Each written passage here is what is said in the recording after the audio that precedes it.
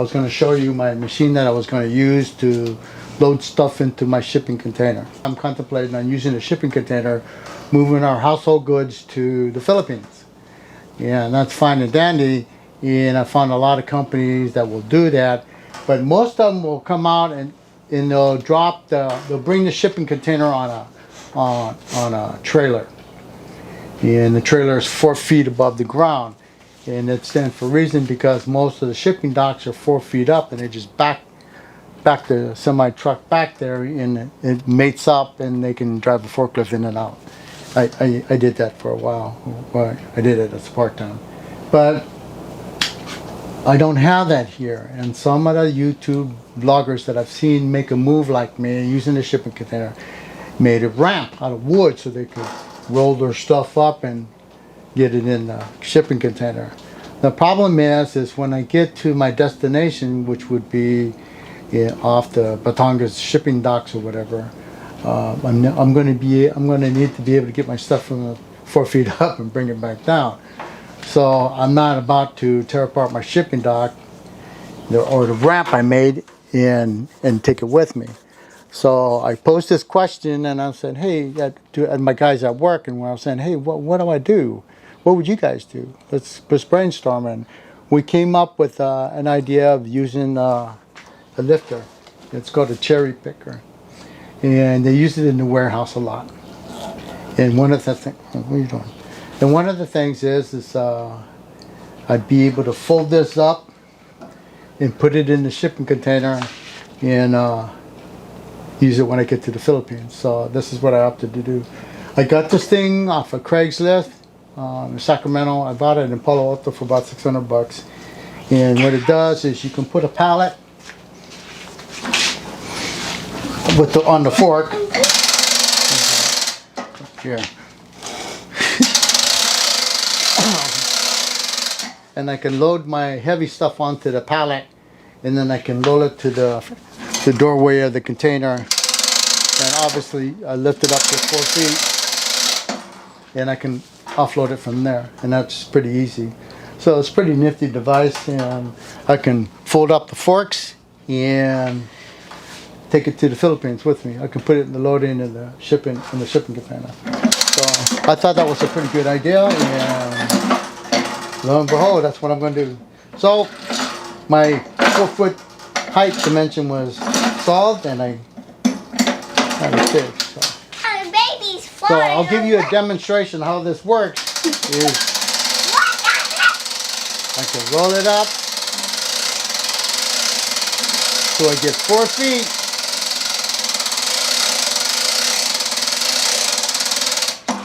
And then I can roll it whatever. Okay?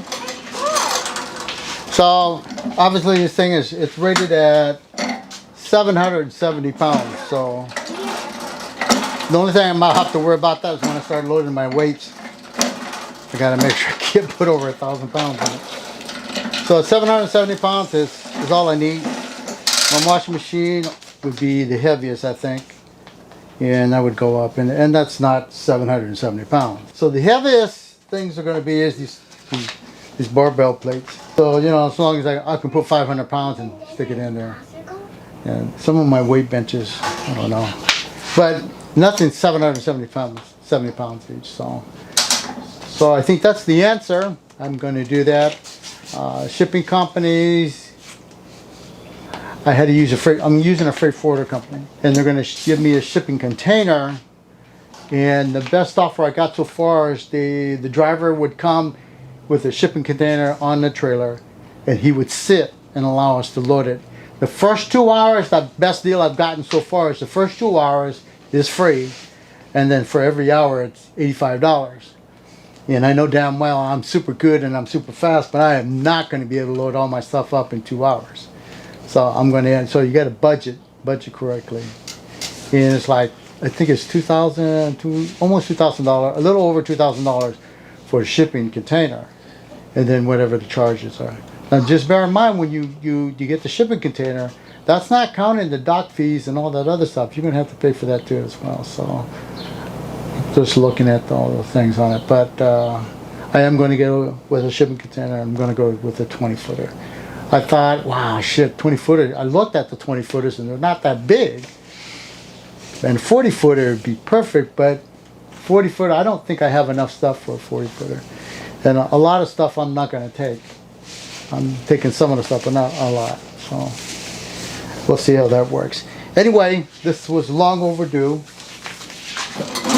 And I hope you enjoyed the video, and I hope it was informative or it give you an idea if you don't want to do it this way. But just remember, when you get the shipping container and you use your shipping container to load your stuff up, it's 4 feet off the ground automatically.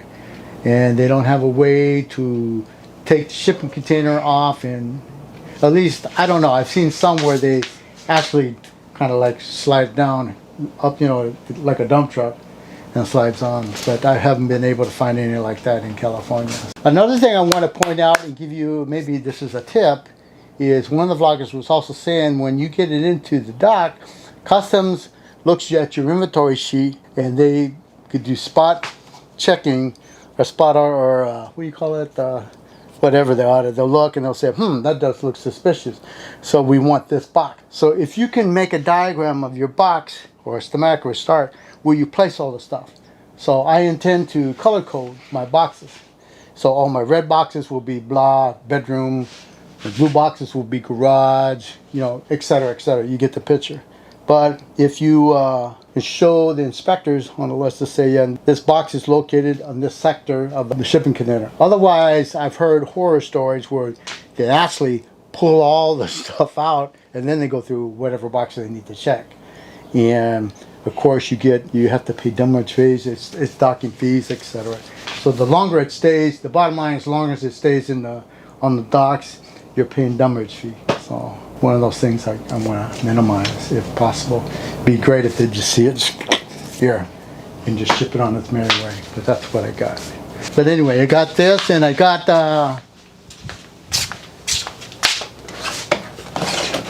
a standard cable winch.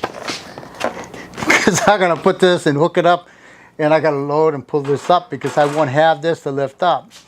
You know, maybe two. This thing's heavy. It's not light, but I use the winch for that. Again, the little.